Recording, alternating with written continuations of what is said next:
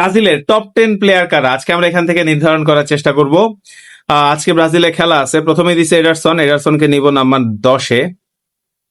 তারপর হচ্ছে অ্যালিসন হচ্ছে নাম্বার 8-এ, ভালো একজন গোলকিপার। ভিনি জার্সি আর আমার জার্সি দেখছেন প্রায় সেম। নাম্বার 7-এ, ও 7 দিয়ে দিলাম 7। নাম্বার 10 হচ্ছে জার্সি পরা কাকা হচ্ছে 5-এ। এনরিককে দিব হচ্ছে নাম্বার 9-এ।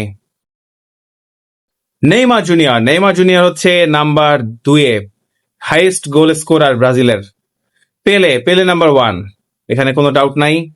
রোনালদিনিও নাম্বার হচ্ছে 4, বাট রোনালদিনিওর খেলা ভাই অসাধারণ।